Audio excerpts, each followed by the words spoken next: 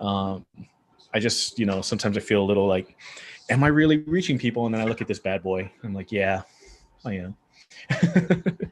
I should put Dude, it up here somewhere. well, that is freaking sweet. Well, thanks for Yeah, sharing that with us. That's no pretty cool. problem. All right, well, it's top of the hour, and hello and welcome everybody to another evening of talking finances, getting out of the rat race. We are talking about credit banking, velocity banking. We are talking about the strategies of utilizing the bank's tools. Whoops. Let me turn that off. There. The bank's tools against itself so you can leverage them to your advantage. And so my name is Ray Fleming. I'm one of the wise guys in ties. Also, who we have here tonight is Richie Galars Paincoast out of Hawaii. I'm in Arizona, and actually several of us are located all over the country. And that's what's so amazing about YouTube, Zoom. Big shout out to everybody that is in the Zoom webinar. We got Brian, Catherine, Deanne, Deb, George, Jennifer, Lorraine, Maylene, Obed, Patrick. That's some good stuff, everybody. Thanks for being here. And tonight we're going to dive into talking about primarily, hey, what really is line of credit? How do they work? And how's it really different than loans? Because this is what's important to understand, is that we have to understand the products that the bank offers, how they function, and then how we can integrate that into our lives. Now, we're going to be talking about some finances, and we are always talking about, situations, but it's important to understand that both myself and Richie, we're not going to be practicing any licensing while we're on this webinar. So, financial advice, accounting advice, tax advice, we always recommend that for your specific situation, you always engage the services of professionals, especially when it has a financial impact to your situation. So, Mr. Richie Glars Paincoast, come on out and introduce yourself to everybody and say hello. Hello. Thank you so much again for being or having me on. Let me clear my throat a little bit. I don't know. Happens when yeah, totally. Just so everybody knows, I am in the midst of like 3 all-nighters in a row. Just throwing that out there. Little naps here and there, but that's the beautiful, awesome thing of having a brand new baby in the house. But we do have help, and it's been such a blessing. Love every single second with her, and with, of course, the rest of my other children and everything. I got to say, the ability to, you know, take take this time, kick back, and relax, and make this stuff easy to deal with. I guess not having to deal with the financing and the stress of the day-to-day finances and bills and all that fun stuff. It's all because I use this particular strategy as a lifestyle in my life, in my wife's life, in my children's life, to make it as easy and simple as possible. Um, and on top of that, it's also the amazing benefits that come along with it. I mean, you would just not believe how much interest I have saved in these last almost 8 to 9 years now of practicing this strategy. And it just makes me feel so grateful that I was taught it, and I really delved more into it every single day, just finding all the nooks and crannies that we could, make happen for us. And I'm so grateful that Ray and Wise Guys and Ties put these webinars together. It gives us a platform to be able to share it with other people, to be able to open other people's minds to being able to, well, kick back. It's the holidays, and everybody's like on edge right now. And there's so many problems in the world when it comes to finances, and the just all the other stresses that come along with I guess the surrounding situations that are happening in the world, right, or in our nation, really. And why not just find something that you can control, right? That one thing that you can control, which is your finances, and be able to transform it and mold it to you and yours, in your lifestyle and your situation, so that way you can also relax on it as well. That's what we're here for. At least that's what I'm here for. be able to share that and help other people make this situation better for them. So, but yes, thank you so much, Ray, for having me on again. Dude, absolutely. And it's very important that you bring that up too, because not, I guess historically, I notice it every single November, December, things just get a little intense. I don't know what it is. It just everybody's kind of on edge just because of the stress of holiday season and everything like that and the chaos and running around. And then you throw like a 2020 in the mix, and then it's like just, but the goal is, the great thing is you can choose or not to participate in that. You can control your situation. However, we have not been told that we actually have control over our situation. And so that's something that we're going to really be kind of focusing on, is how to control your situation when you feel like everything is out of control. It's regaining control, grabbing the reins of your situation, because up to this point, you may have been just going with the motions, being dictated by the banks and the financial institutions and just what you learned growing up. And it's at these moments of change when we're like, hey, you know what?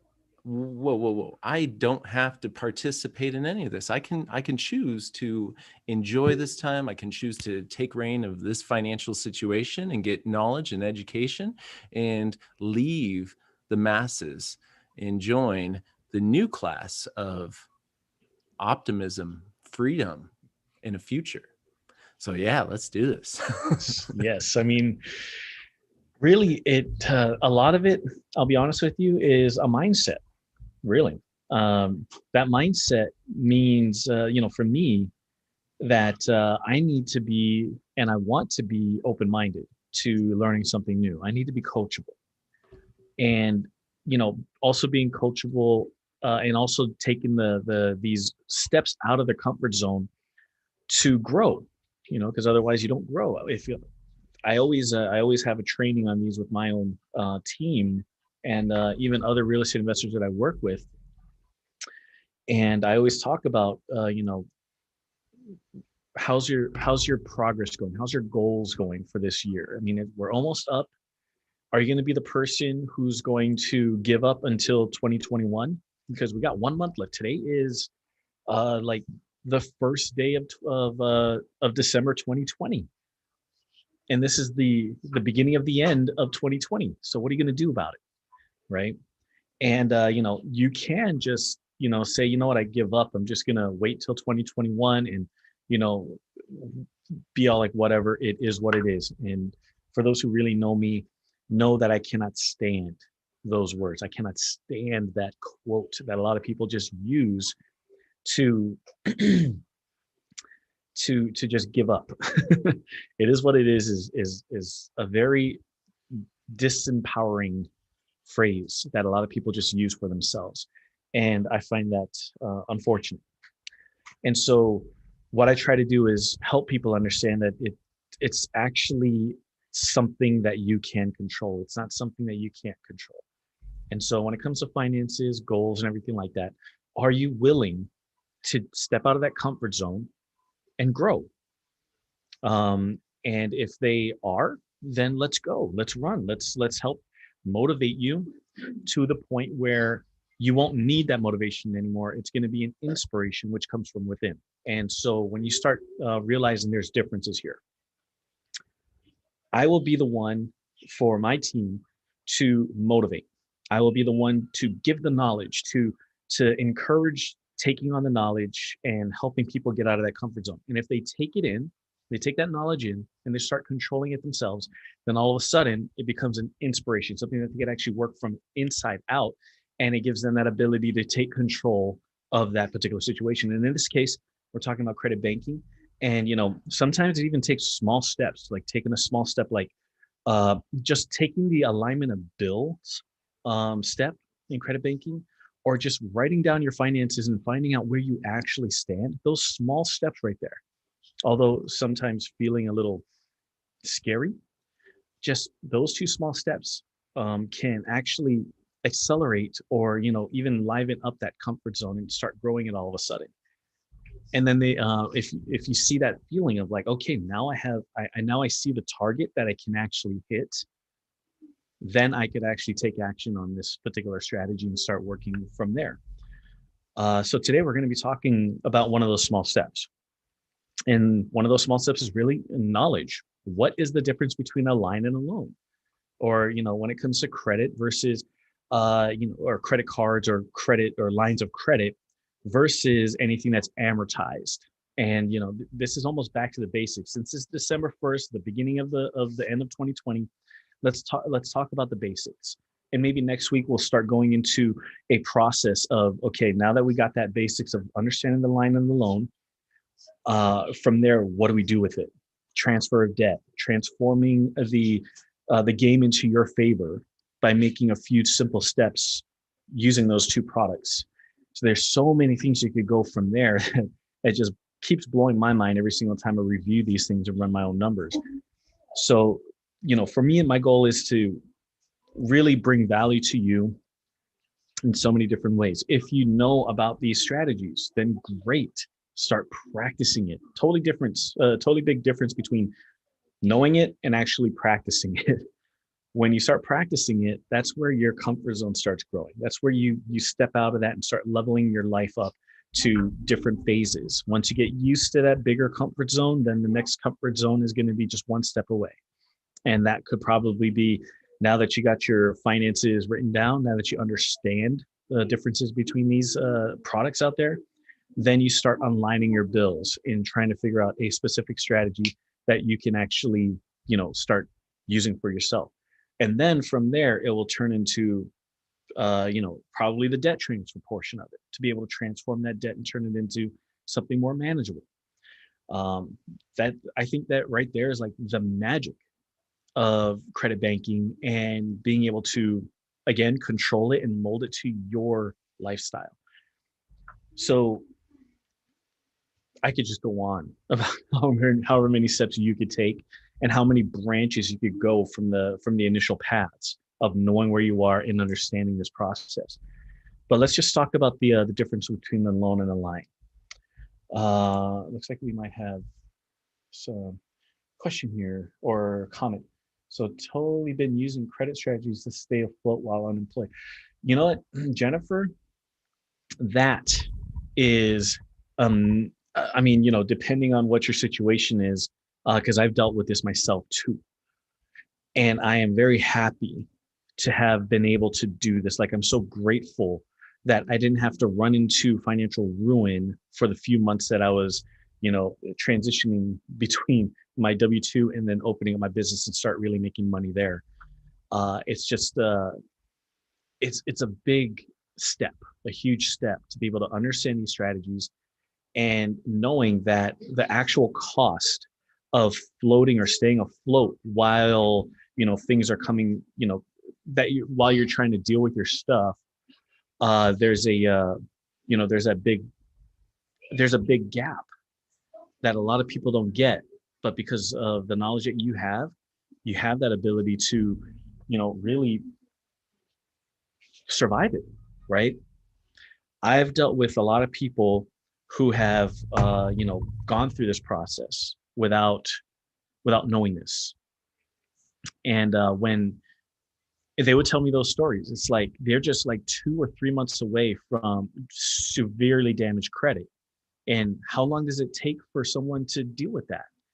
Right? They lose their job, or they get hurt, and all of a sudden their pay actually drops, their cash flow drops, and they don't know how to use a strategy to stay afloat. Then all of a sudden they're using whatever they can. They use up their savings. Maybe they didn't even have any savings in the first place, because living in Hawaii is, well, very, very, very expensive. Even, it's, like the wages really don't keep up with the expenses that we deal with over here.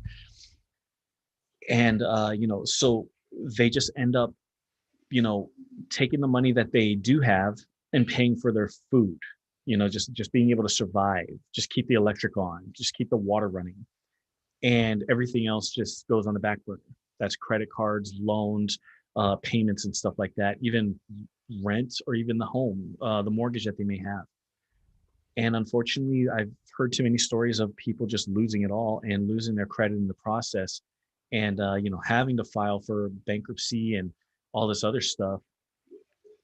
getting back, going onto welfare, and just dealing with that whole entire thing. And not only is it not only is it embarrassing for a lot of people to go through that, but also it just feels like life has been shaved off. Say that if everything was all fine and dandy, they'd be living to 100 years old, but because of this one small period of their life where stress was just so great, all of a sudden now they're cut down to like 70 years old or 68 years old or whatever it is. That's how they felt. That's the way it was explained to me. And when I show them this, for those who have experienced the bad, they just feel so angry that they didn't know about this in the first place. They would cry. they would just be like, basically cussing at me. I'm like, why in the heck didn't I know this about? Why don't they teach us stuff in school? Why, so they just go into that mentality of like, why me? And sometimes it's just not available for a lot of people because they're not being told about it. That's why we offer these strategies as trainings. We offer this education to the masses, because I know that if they know these strategies, and if that something like this happens, which is happening a lot in abundance right now, of unemployment, of losing wages, and everybody trying to do whatever they can to make as much money as possible, but just not hitting it. They don't know this stuff. They don't know this strategy to be able to stay afloat. So yes, thank you so much for mentioning that, Jennifer. I think that is a huge benefit of knowing that. I mean, honestly, in our education services, you have to pay for an education to learn this stuff, and I think that's fair. It's a business, right? But the amount of stress and money that you save is so worth way more than what the education costs, honestly. um I know a lot of people who went through my old job, my old business that I was a coach of, teaching the strategy, and people would pay 5 grand for that. People would pay 5 grand for that for me to teach them hand in hand, time taken away, and all the things that go along with that. But the education services that me and Ray represent, we it doesn't cost that much. And so it's like bonus bonus for a lot of people when we try and get this stuff out. So good one. Thank you so much for being able to mention that. I think that is very important, especially for the holidays, honestly, because a lot of people unfortunately are just waiting for that next stimulus check, and we have no idea if that's going to be happening before the holidays or not. I know that everybody's. That Yeah, is go such a ahead. good point. No, it's a great point though too, and you're gonna make me cry there because I've heard all the horror stories and everything. Just but it's very common, and so one of the Mhm. things I tell people, this isn't your fault. It's kind of been you kind of got handed a trick deck. Like things were already stacked against you. Yeah. You basically showed up to a casino and they told you would win. And when you lost at the table, you're like, whoa, I thought I was supposed to be a winner. Oh, by just playing the game, you won. Yeah. That's what they try to tell you. So, it's rigged against you, but that's why, by creating, this level up in real life, it's, and with the game theme, and I said it before, it's the cheat codes. It's those financial cheat codes that can unlock the levels that you're looking to accomplish. So I like Yeah, that. me too. I mean, let's relate it to gambling. Level Up in Real Life teaches you how to count the cards legally. And the cool thing about it is that the casino will actually thank you for it. Yeah, Seriously. very true. Yeah. Anyway, so yeah, I really wanted to make sure that let's point that amazing idea out, that using credit strategies to stay afloat during unemployment, or if cash flow drops and whatnot, it is super amazing to know these things. It's almost like an insurance policy against unemployment, almost. You're in control of it though. You're not just relying and relinquishing that responsibility on some custodian to help you out with that. It's really oh, you know what? I lost my job. And if I look at my credit banking strategy, I know I could last another 12 months of trying to find the next job or trying to make that cash flow back. And the beautiful thing about living in America, even during this time, there's always ways to make money. There's always ways to make money. So if you're interested in that, I'll be more than happy to show you how that works with our system. It only helps more people. Okay, that's the way I see it, and I can't say it enough. Our system teaches people how to save and make money legitimately through so many different ways. It's just the most mind blowing thing in the world. But we're just focusing on one thing, the whole credit banking thing. That's all we're focusing on these Tuesday webinars, and what Level Up in Real Life is really focusing on. Okay, but back to it. Lines versus loans. Now, typically, the way I train, so many people train in different ways. I'm just being real. Typically, the way I train my line versus loans, type of strategy here is it comes down to, uh, the step-by-step guidance on why. And I even go as deep as analytics, or all the way down to like calculations that are very important here. Okay, and I also dispel a lot of the myths that a lot of people who use this credit banking strategy, put out there. Unfortunately, one of my mentors, and I'm saying unfortunately, one of my mentors, when he was teaching it, he turned it into more of a sales pitch than anything. And God love him. That's how you catch people's attention. But for those who know, they're like looking at him, it's like, that's not right.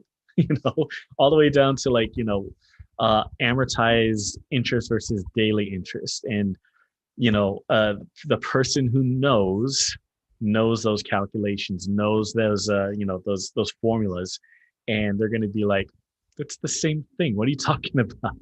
But we want to make it as easy for everyone to digest. So I'm not going to get into that portion of it yet, maybe in the next couple of weeks. But as far as being able to just break down the differences between these two bank products, okay, because that's what these are. These are bank products. This is the thing that banks sell to make money for them. This is how they earn their income. This is how the bankers earn their bonuses. This is how they keep up with their quotas and everything. I'm really close to a few bankers here in Hawaii. I really do vet and filter those who I work as, with professional relationships. And these bankers always tell me the same thing. It's like, well, I got to make a quota. Can you send me like 3 more people this month to open up a line of credit? And we're like, yeah, let me see what I could do. They got a full, community of people who are still looking to find ways to make this thing work for them. And so I put them through a process and they get referred. So it's a give and take. And then what they do is they end up giving me the information on how to qualify as we go. So that way I don't just send them something that's up for translation. I know that their numbers are this and their numbers is this. Go to her and then you'll be able to get this specific number. And she gets that. She understands that and saves her a lot of time. And she gets her bonuses. So, but yes, these are bank products. Loans and lines of credit are bank products. Okay. You know what else is a bank product? Savings, checking. Even though you think that these are, places to access money, store and access money, the bank makes money off of this. And this one is this checking over here, or let's call it quotation and quotation free checking, is a marketing ploy, not a bad way, to convert you to their ancillary products. Okay. Yes, we offer free checking, but hey, did you know that if you open up a line of credit with us, or a loan with us, or an auto loan, or a home equity line of credit, or a home equity loan, or if you put money into this CD for 5 years and blah, blah, blah, blah, blah, they'll sell you these ancillary products. This guy right here is just to get you in a relationship with them. Okay, this is the free checking is the courting to get you into a relationship with them. From there, that's when they start offering you all the different things beyond that. Okay, I know that it's weird to look at it this way, but you know that's what we do as consumers, right? We are always so grabbed by the word free for certain things. Oh, Central Pacific Bank is offering free checking accounts. Okay, I could go and check them out. Oh, I'm going to just open up a free checking account. Oh, do you want this? You want this? You want this? No, no, no. I just want the free checking account. Okay, do you want this? You want this? No, I just want the free checking account. And then all of a sudden you get emails. Oh, you supply us with the email, so you're agreeing to be marketed to with all our other ancillary products to offer you. Oh, life insurance policies are there now too, so you're going to get those notices as well. All in all, these are bank products. Okay, I just wanted to share that with you. Now, when it comes to understanding between lines and loans, there are, well, many major differences, but I'm just going to focus on the ones that are really easy to digest. Okay. Actually, let me trade these because we want to make sure that loans are easy first. I'm going to kind of separate the two like this. And I'm also going to pull up my calculator here to kind of show what most people tend to share when they come and explain these strategies with people, whether they call it velocity banking or credit banking, or over here, there's a couple of other companies that offer it here as far as, coaching systems, hand-holding processes and whatnot. And there's also a network marketing one that popped up, unfortunately, that costs so much. And it just blows my mind. Anyway, so the question that I usually get when I share the difference between loans and lines is for those who are very, I guess you could say basic. We're not talking about the analytics or the super numbers people like I am, who question pretty much all the details and little nooks and crannies. The typical question that I got when offering the differences between the lines and the loans is, why is it that loans are so much more expensive than lines of credit? Okay, so I'm going to go over that here in a bit with a calculation, so that way we could revisit that afterwards. But here are the main differences between the loans and the line. Okay, a loan, number one, is a one-way payment system. Okay, just one way, where when you get a loan statement, you got to pay that minimum payment of that loan statement. And that loan statement is a principal and interest payment. Okay. So whenever we, calculate out, like, let's just use my calculator here. And let's say we're going to open up a car loan of a $36,000 car. And let's say it's a 2.99 with great credit, and it's going to be for 6 years. Over here, we have a payment of $547. And in this case, because the interest is really good and the loan is, squashed down only 6 years, the interest payments are not so bad versus the principal payment out of it. So this creates this, full payment right here. Interest plus principal equals the payment, or the periodic payment that you get on the loan. Okay. And, the reason why I show this is because we want to start off small. We want to show you what a loan can actually do. But even with a 2.99 interest payment on this, let's take a look at the total interest that you would get if you were to stick with this plan. So instead of just paying the total amount that you owe on $36,000, you're actually going to be spending $39,370. If this is an auto loan, you got to also start adding in all the other expenses that come along with it, so that way you could judge it and understand the actual expense of owning a vehicle. Or you could own a business and turn that into a something different.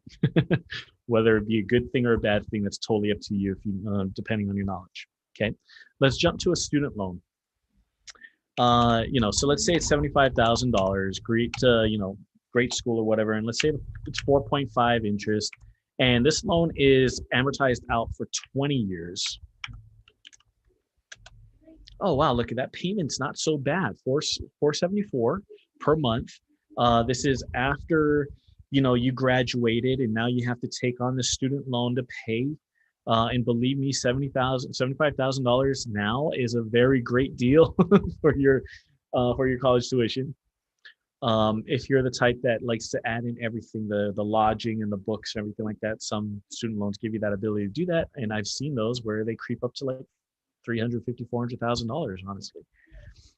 But for this case, we're just going to be talking about 75,000. We got 4.5. Payment is 474, and as you can see, because the interest is higher and the loan is dragged out longer, we're looking at interest of 281 and principal of 193 equaling 474. And you got to actually go about maybe 10 years before it starts breaking even. No, maybe not that far. Well, still right around there. Okay, so we're looking at right here, boom, the 56th month. That's when you finally make a payment, and half goes to interest and half goes to principal. But by that point, you've already paid $14,555 to interest. This is the interest column, and $12,255, or yeah, to $12,016 in principal on a student loan. Okay, and of course, at the end of it all, if you stick to the plan and not refinance it, you'll be paying another $38,877 in interest to deal with this $75,000 loan, which gives you a total of, sorry, I'm really bad at math. 38,877 plus 75,000. Your student or your degree costs 113,877 if you just stick to this plan. All right. And then let's talk about a house. I'm just going to go on average about 150. Nothing big, nothing too crazy. Maybe a townhouse or a condo. Not in Hawaii. And let's say this is, nowadays the interest rates that are going on now is around the 3% without having to pay too much points, or 3.25 without paying points.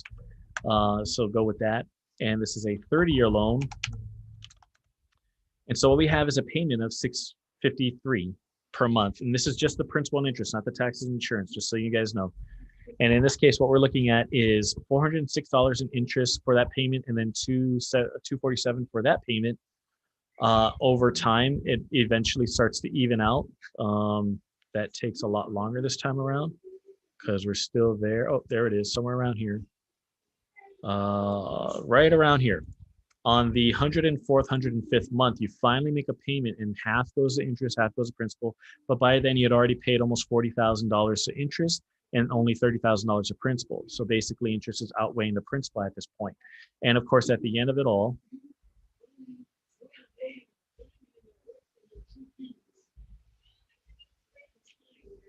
you're paying $85,000 in interest if you don't refinance. If you refinance, then it turns into a larger number, because it starts to clock back over and all that other jazz. We'll get into that one later too. Not today, but another day. In fact, I think I could dedicate a whole webinar and podcast on refinancing a loan, honestly. So, and I don't find it as a detriment as long as you have a plan. All right, so, but we'll get into that later. So you can see how different types of loans and the period of loans does draw out the interest over time. Even if it's at a low interest, the actual interest itself is quite expensive. And do understand that that is take-home pay that's coming out of your pocket to deal with that. And when we start talking about this strategy, credit banking, velocity banking, and level up in real life, I'm always a fan of just making sure that everybody understands that as long as you borrow money from the bank, you have to pay interest. But as long as you understand this strategy, it's up to you on how much. You have to pay it. But would you rather pay what they say you should pay or what you can control? Okay. So I just want to share that with you. And yeah, hi, Jennifer. Thank you so much for chiming in on that. And hi, Patricia. Thank you. Should call this a gentleman. Thank you. Okay, so but yeah, this is actually a fact that if you pay one extra payment a year in your mortgage, it shaves a couple of years off the loan. Technically, yes. Okay. Um, and a lot of people tend to do that in very small chunks. We'll get to that specific situation by the end of today's strategy of understanding the difference between line and loan, because now you're starting to talk about why would anybody pay more into a loan, right? Why would anybody get a 15-year mortgage versus a 30-year mortgage? Why would anybody dump their whole paycheck into a loan to pay it off as fast as possible, right? Instead of just little tiny, chunks here and there. That's an amazing conversation to have. Anyway, so yes, just showing you how to, see the differences between different types of loans that are out there, short term versus long term. Then you start to understand the difference at, as far as interest and how it's calculated to a certain extent. Again, something easy to digest. In this case, what you got to realize is the balance times the interest rate equals an annualized number. Divide that by 12, and then you get yourself the actual interest payment for that month, or divide it by 365 days, and you get that daily interest. It's a very unique idea to teach people this, because the banks, well, they don't have time to tell you this. They don't have time to teach you any of this stuff. So they count on you to go and find the knowledge. They count on you to find a way to make it work for you. Okay. All right. Now, principal and interest payment one way, and that's how it goes. Okay. A loan, aside from that, is it's basically very interest heavy.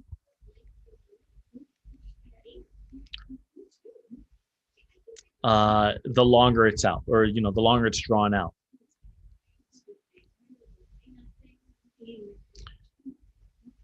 And people do this all the time. In fact, the banks, they make it a job to make sure that you draw out your loan. Okay.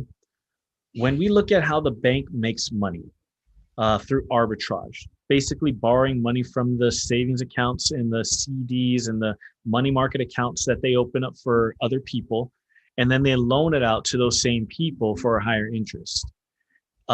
They want you to keep it out. This builds their asset base. This builds their profit and bottom line base.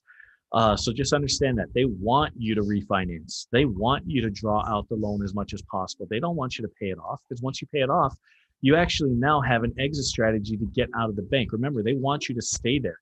They want you to keep, they want you to keep, working with them and dealing with their situation, the product that they give, and how much money they get from you, your hard-earned money, right?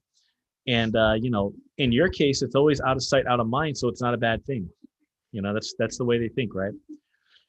So let's go into a line real quick. Give me just a second.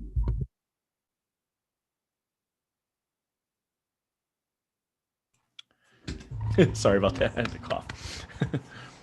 Go ahead, Ray. Sorry about that. If you need to say something. No.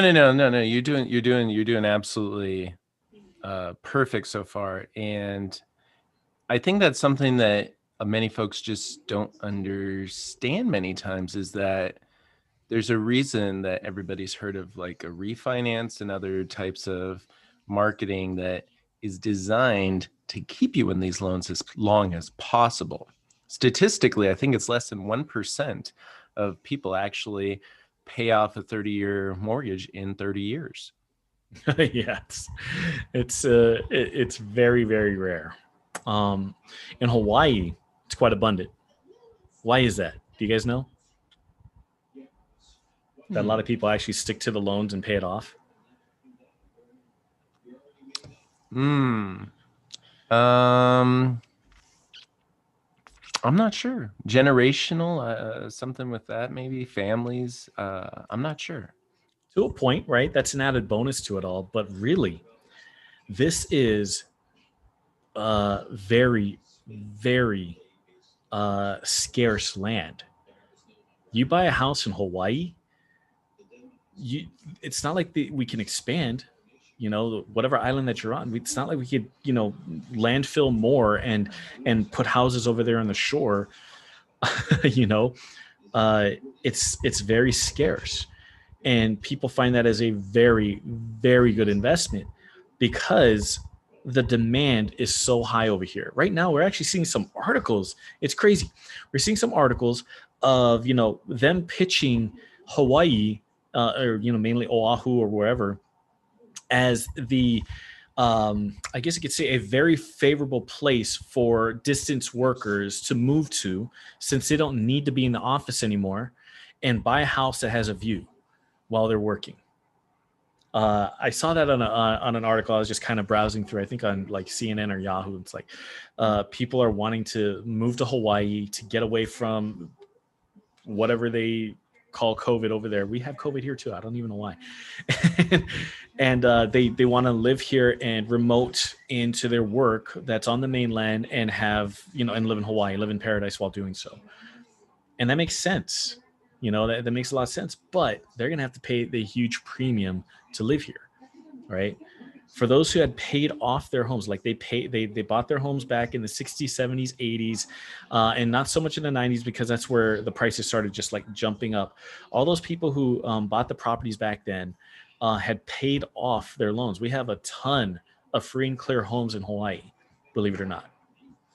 And it's because the value has jumped up so much, they just want to hold on to it. And if they need to refinance, which we're starting to see a lot of right now, refinance and pull cash out to survive the COVID-19 thing, or retire, or turn it into a reverse mortgage, or whatever, it's an actual option. The house over here in Hawaii can turn into your retirement account if you bought it back in the 80s, in the 70s. For those who bought in the 90s, yeah, that's a possibility too. Excuse me, just not as much, because again, property values just started shooting up at that time, because they started realizing we can't really build anymore. There's not much to build out anymore, not enough land over here to offer developers to start adding more homes. And now we're starting to see all these homes crunching together. If you ever went to this place called Eva Beach here in Hawaii, or Oahu, Eva Beach is a bunch of single family homes, quotation and quotation, that are basically attached, or what do you call it, like townhomes really. And your yard is just the little bit of in the front with your garage, and a very little bit in the back, and there's nothing on the side. You're like right up against the other properties. So we're seeing that happening a lot, and it's all steel frame, hurricane straps and everything like that. Very dare I say, very inexpensive or cheap builds, but selling in that area, in those newer places. We're selling high 800s to low 1.3, 1.2 millions, and that's normal here. I think our average home on Oahu right now, the average home price is around 800 something thousand. So hey, I got this house, and we're doing some really cool things. But yes, what a great investment. You could turn this house into a retirement account, right? Because it's in Hawaii. And for those who buy it now, I don't know, is it going to go up more in value? We'll see. So me sitting here waiting for the Hawaii market to crash is probably not going to be what I am hoping for. Honestly, the only ones that are going to probably crash are the I think I'm starting to see it already, is the beachfront properties. Believe it or not, the beachfront properties are having a hard time, finding buyers because of erosion. And the fact of the matter is, we're starting to see some of the roads kind of going around our island on the North Shore side being overtaken by waves from the ocean. So they need to landfill that back out. They need to just put in a lot of work to just get that stuff fixed.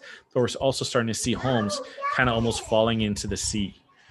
We're really weird. They live on North Shore, which is famous for the surf spots during the winter. If you've seen the movie North Shore back in the 80s, then you understand what I'm talking about. or if you're a surf fan, you know what I'm talking about, exactly what I'm talking about. So on the North Shore of Oahu, we have a bunch of different beaches, and a lot of people have properties along those beaches. They think that it's worth millions of dollars, but it's actually not, because now they're worried about the erosion, that the sand is being stripped away from the homes, and they're starting to see the homes starting to, shift, and that's not a good thing. So, just throwing that out there, that if you do invest in Hawaii, a beachfront property may not be the best thing at this moment. Anything inside though, like I'm on a mountain, kind of. Well, yeah, I am actually am. I basically overlook Pearl Harbor. Um, then we're good. We're at a really nice place, and there's a bunch of different neighborhoods that are actually going up in Valley because of that. But again, the surrounding properties that are beachfront, they're having an issue with those. So throwing that out there as far as if you want to invest in Hawaii. Okay. All right. So let's talk about the line of credit. Now, opposed to the one-way payment, so this is the payment, one-way principal and interest payment, a line of credit is a revolving type of product, meaning you could put money in and take money back out. Money in, money out as you go. If you think about a credit card, right? You use it at the gas station. Say you fill up $60. And if you just go home and pay that $60, then that $60 is now available for you to utilize again, because you didn't get paid charged interest on it at that point. But if you waited for the statement, then they charge you interest on that $60. Then you have to pay 60 plus the interest. Just so everybody knows that little tip on paying a credit card. So that is a line of credit. A personal line of credit is the same way. Home equity line of credit is the same way, as far as being able to put money in, money out. But the interest is charged daily right after. Like once you draw it out, they start charging you daily that day. So just be aware of those as well. And, we're looking at these different types of calculations when it comes down to it. So principal and interest payment over here, a line of credit is basically revolving, situation. But when the statement comes out with the payment that you need to make, the periodic, so-called periodic payment that you need to make, is generally a principal and interest payment. And it's usually based on 3% of the balance. Now, don't quote me on that, because no bank is the same. All banks are different.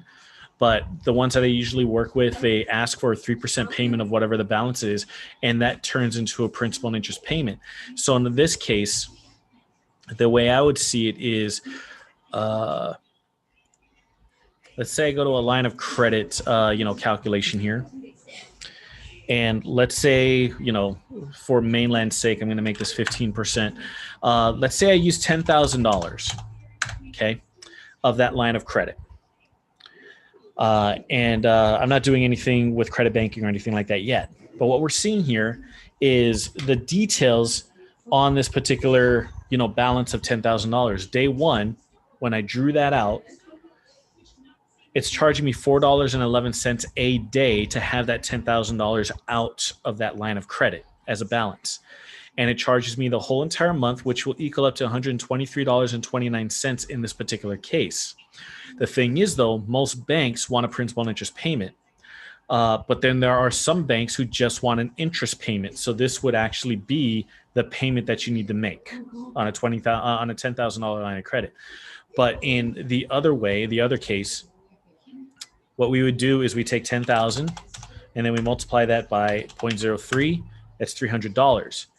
That would be the principal and interest payment, meaning that if you minus the 123.29, then your principal payment on this would be $176.71, which then can be drawn back out, because that's a principal payment. That's the amount of credit that you get back when you put your money into it, if you needed to make this one little payment. That's not what we do here, though. This is just to explain how usual lines of credit or personal lines of credit are charged. Okay.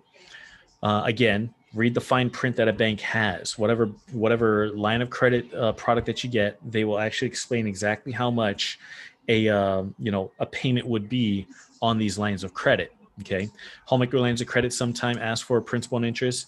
I usually request an interest only payment on those, so that way I'm in control of whatever principal I pay to it.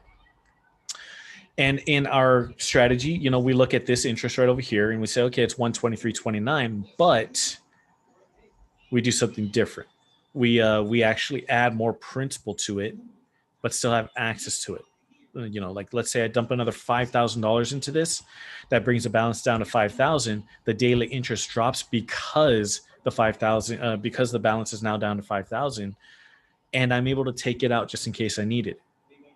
Unlike a loan, you can't do that with a loan. You can't dump another 5,000 into it and then draw it out when you need to. Yes, it will shave off that amount of time on the back end of the loan. You'll save interest and everything like that, but you lose access to that $5,000. Okay. So in other words, line of credit, you have access. And with access, that means you also have leverage. You have a lot more leverage than the restrictions of a loan. Okay. And when I say interest heavy, the longer the loan is, usually with a line of credit, we generally work with smaller balances. If you use it right, if you use our situation, our system correctly, using a typical personal line of credit or credit card generally works in small chunks. And when it's a small chunk, the interest is not so bad. Okay, so let's take a look at what happened if we went ahead and just did a huge chunk on this $150,000, line of credit. I'm sorry, $150,000 mortgage. Let's just say we just went ahead and took this personal line of credit of 15%, and then you had the access, you had the $150,000 to do this, to wipe out the original mortgage. The misconception is it's better on a line than a loan. In small increments. Okay, in small increments is a key word, and also depending on the product itself. If it's just a personal line of credit unsecured, 15% of $150,000 is going to cost you per day $61.64, and at the end of the month it's going to cost you almost $2,000 in interest alone, versus the amortization over here, which is only going to cost you $406 in interest. So in this case, if you do this bad move, then you'll see why it's really important for people to understand the full concept, because I've seen people try to do this when they got big lines of credit and they just went ahead and put a whole big old truck loan into it, and the interest is like 12.99, and the truck loan itself was only 3%. And I'm like, why did you do that? It's like, oh, because that's how the strategy works. It's like, yeah, but you should learn how to do it and understand the calculations before you just hear about somebody saying you should do that, because I've seen that too many times. And so just keep that in mind, that there's so much detail that comes into making these decisions. So don't do something like this. Do it in small chunks. $10,000 is a good small chunk that you could use this at, and that way you could basically say, okay, I'm going to take out $10,000 from my loan, and that month, if I don't do anything with it, it's going to cost me $123.29. But over here, $10,000, if we look over here and get up to $10,000, so let's just round it up. The $10,000 interest on this would cost us almost $15,000 to do so. For the whole time over here, so 38 months. So that means that if we took this guy right over here and we took $123.29 a month, so $123.29, and we're going to multiply that by 38 months, was it? Yeah, 38 months. Which one would you rather pay, $15,000 or $4,685? There's a difference. You transform the debt into something else that's more manageable, that's accessible, and you also save interest on it, on that particular balance of a mortgage. I'll talk more about transferring the debt and everything like that more on another day, but I'm just giving you an example that it's so important to learn how to calculate these things and so important to, base your decisions on numbers, not what somebody else says. I promise you, the person who showed you this system, the person who, even me, even if it's Ray, all of us, we have no idea what you are dealing with. Only you know. Okay, we have no clue what your actual situation is. So never ever listen to somebody say, "Go ahead and take this chunk and put it into this, and do whatever with it," because we have no idea what you do. We have no idea what your numbers actually are. We have no idea what your habits are. We have no idea what's going to be coming up in the future for you, because that's all up to you. That's your control. So that's why it's so important to know this yourself. Can you teach an accounting and finance class too? To a certain extent, we're not teaching anything. What we are doing is giving you many different examples from our experiences, and that is vast, by the way, to the point where you learn enough from that that you could be able to take this information and control it yourself. Okay, so I'm a big fan of making sure that you don't relinquish that responsibility on anybody else to take control of your finances. Learn how to control it yourself and then start making that action. So that's why we have these trainings. That's why we have this education service for you to be able to put it together, so that way you can make the decision. Don't let anybody make that decision for you. Okay, so when it comes down to that, great questions, by the way, Jennifer. Thank you so much for participating and trying to get something out of it. That's brilliant. We'd love to be able to show you all the things and all the tools that we use to make this work for us. And all you got to do is take the steps, the tiny baby steps to get to the point where we are, to be able to deal with all this really amazing strategy in our own lives, right? And I mean, I could tell you blue to the face the amazing thing that this thing has done with me, or the thing that it has done for our family. But I'd rather you create your own story. I'd rather you choose your own adventure. I'd rather you level up your own life instead of just hearing so many stories over and over and over again how amazing this is. All I could tell you right now is that as long as you have the tools, the 3 tools to use this strategy, and you use it right, if you just follow the steps that the education and level up in real life tell you what to do, and give you all the options that you can to calculate out for yourself. If you just follow the steps, I have never, ever seen a calculation where it was a detriment for somebody. Again, you need to have those 3 tools and follow the steps to create your options, and then you can choose your options from there. That's how you level up. That's how you do, some amazing things beyond that. And, we'll be sharing a link on, a way to get that started for you here pretty soon. So access and leverage, very, very important things there, because, there's a lot of people who just say it is what it is, but once you start knowing what you could actually do with the knowledge of these tools right here, right? The revolvingness, the access and the leverage of it, and then the interest is more controlled. Okay? The interest is more controlled by you. In other words, what? You know what? I'm just gonna put this here. I have a choice. So many choices, an abundance of choices. On the loans, not so much. Choices are limited.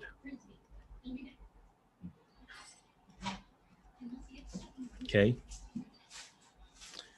Again, it comes down to running numbers. It comes down to being able to, say I would rather, I would rather pay this much than what the bank wants me to pay. Okay. They set you up in this way. That's how loans are created. That's why refinances happen. What Ray said, the game is already stacked against you once you set that up with them. But the funny thing is about banks is that they also give you the option to do these strategies as well. They just don't teach you. how to do it. Okay. I was just watching this little thing about casinos, and I think it was some like casino manager comparing what movies do, and what they do in gambling and everything like that, and what a casino would do to them if they cheated and they knew more than what the casino was dealing with and whatnot. They brought up the movie Casino, which is pretty brutal what they did to the people who cheated, versus what he was saying is like, oh yeah, no, we can't do that, blah blah blah. Um, when they started talking about like card counting, that is a casino cheat code right there, right? Like card counting is frowned upon, but it's not illegal. All right. And what they will actually do if they did catch somebody card counting is they would pull the "we have the right to refuse service to anyone" card. They won't take you to the back of the room and start beating you up like the movies did. Okay. But as long as you do it right, that is a cheat code. You're able to actually do it. Okay. The banks are the same way. The thing is though, the bank wants you to cheat with them, not in a bad way. 100% legally with credit banking, velocity banking. They want you to cheat with them because the cool thing about this is they know that the relationship is two ways. They see somebody who is treating them right by paying off their debt, no late payments. You're using their product and you're paying the interest. They would rather have you, who you. Let's say you're the only one in that bank that actually uses this strategy. They'd rather have you paying off and paying that interest that you pay them, and the choice of interest that you pay to them, and thousands of other customers who have no idea about it. And they'll keep offering you more things. They'll keep saying, okay, you know what, you paid off that $10,000 line of credit so quickly, and you used a very neat strategy. They won't go into that depth, but they'll see what you did. Let's offer you 20,000. Okay, let's offer you 30,000. Let's offer you 50,000. Hey, did you know that you get a home equity line of credit if you treat it the same way? It's going to be phenomenal. They'll keep doing these things. Over here in Hawaii, it's like, you use the home equity line of credit first position, and you'll be able to transfer a mortgage's debt into that home equity line of credit in first position, getting rid of, Wells Fargo or, Mr. Cooper or whatever mortgage company you have. All that debt goes into the first position home equity line of credit, and you treat it as such. You pay it down quickly, you pay less interest, and you have access to all the money that you dump into your home, like a big, big, big piggy bank. They want you to be all like, hey, you know what? That interest rate that you gave me, it's about to expire. I'm going to go to this other bank and take advantage of theirs. So I'm going to transfer the debt from this home equity line of credit and put it into their home equity line of credit. And you know what the bank says? The one that you're working with right there? They say this: cool, come back in a year. I'll give you a better rate. No harm, no foul. Because as soon as you come back, they're going to give you that better rate, and now you're their customer again. So you're going to jump again? Okay, cool. I'll see you in about a year. They want you to play the game with them. I don't know. Maybe the banks are bored or something. But all in all, if you, it always comes down to this: the bank.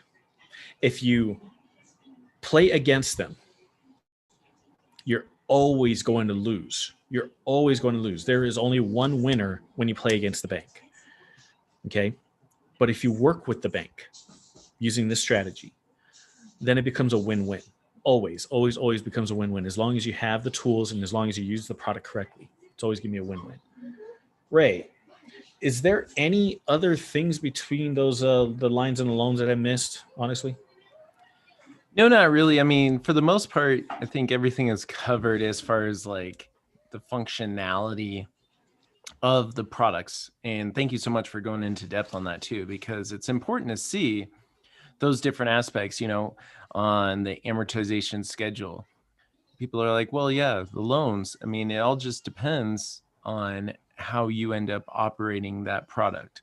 A loan, as long as you making every payment over the course of 30 years, it's going to work out to whatever the interest rate is.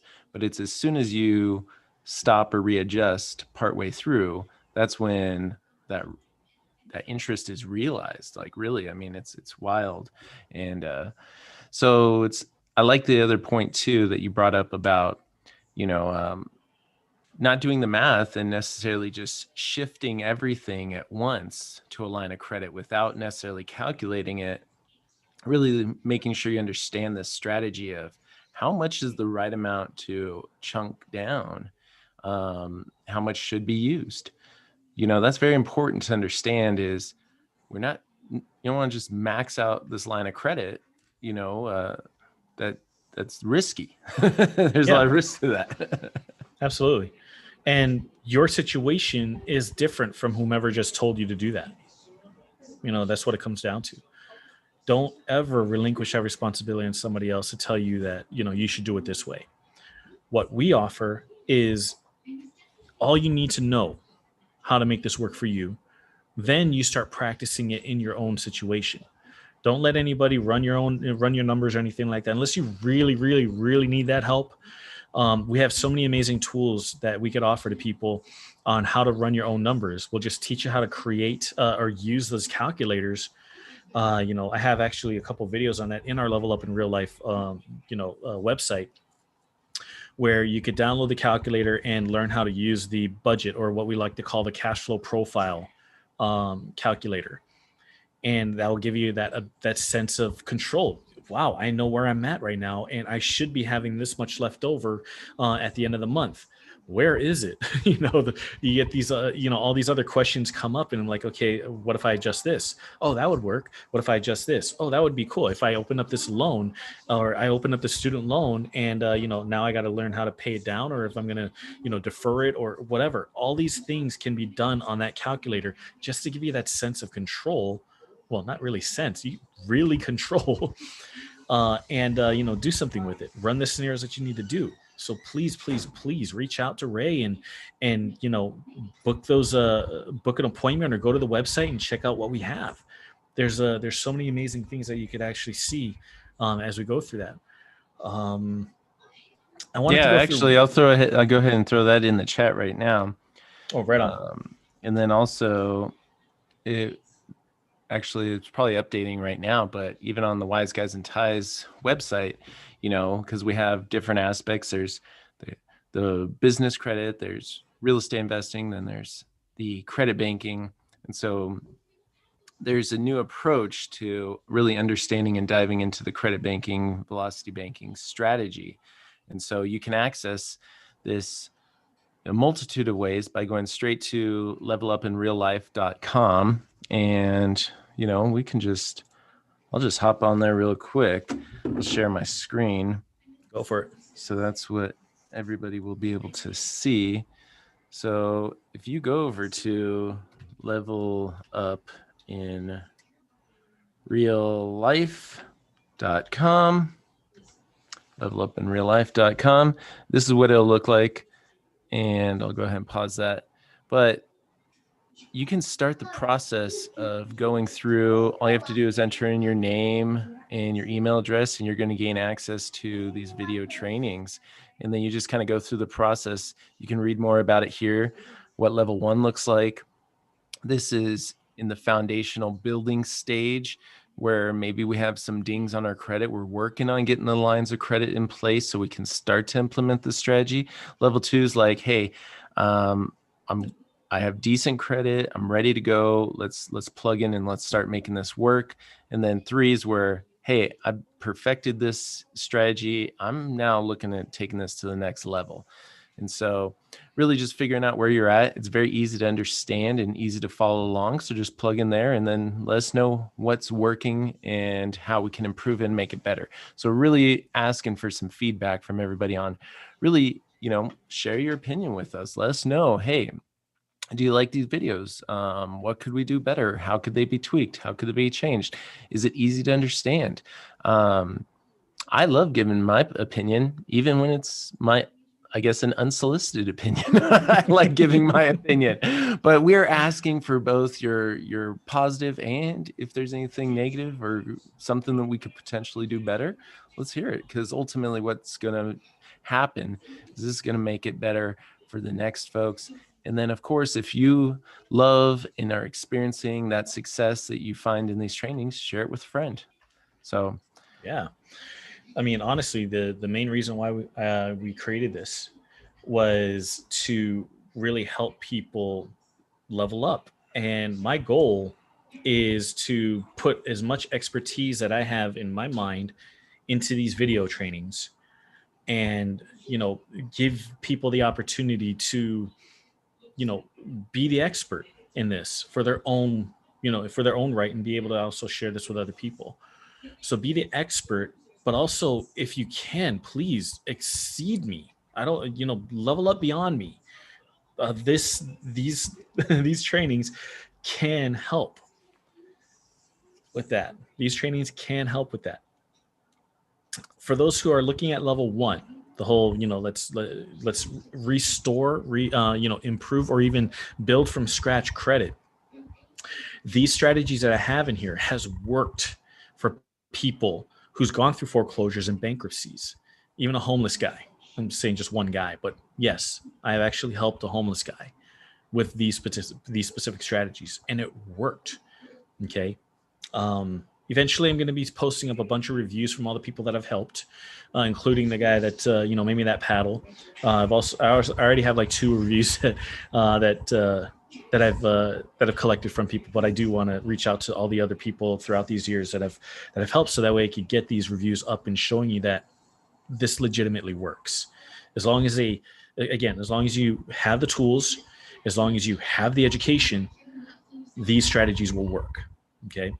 So yeah, I just wanted to throw that out there for you guys. Perfect. Absolutely amazing. Well, thank you so much, Richie. That was absolutely awesome. Everybody, I want to say thank you for being here tonight. Make sure that you check it out. Give us your opinion on what's taking place. Let us know your situation. Of course, you can always reach out to myself or Richie. You can go over to wiseguysandties.com. Give us a call, 888-524-9273.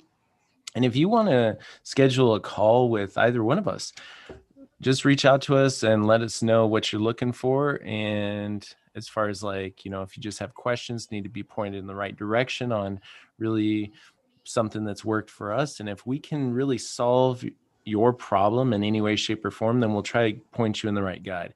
Something, like, for example, I talk to a lot of veterans. I don't deal with veteran funding necessarily, but we'll make some videos on veteran funding, and I'll try to point them in the right direction. And that's really what it comes down to. The reason that we meet here each and every week is to give you guys value and to try to help you in any way, shape, or form that we can. And if there's something that we have that's a product or service, a training of some sort that works right for you, absolutely. But I'll be the first to tell you, if it's not right for you, I will tell you that too. I want to put you in a situation that will make it worse for your current situation. And so we'll try to help you out wherever we're at. And if it is something that I see that would work, same with Richie. I know that he's not going to put anybody in a position or give them something that isn't going to make their life better. And so that's what we're here for. And look forward to, Charmin Douglas, that's 888-524-9273. Or you could just go over to wiseguysandties.com. All right, well, that's all I got for tonight. As I let Richie kind of explain everything. Man, I'm exhausted just watching Richie work. Sorry. I mean, what we'll actually carry on over is, next week is to talk about, those options of dumping more money into loans versus using a line of credit. I think that would be a really great comparison to continue on the difference between lines and loans and show those calculations on why every single time I do this, it makes more sense to use the credit banking velocity banking strategy out of every single person that I've helped. I'm so excited. And everyone who's also, tried to argue with me on that. Oh, I'm just basing this on numbers, bro. I have zero emotion in this. I'm just going to plug in the numbers and you tell me which one you'd rather choose. And then that's generally how it goes. So we'll talk about that next week.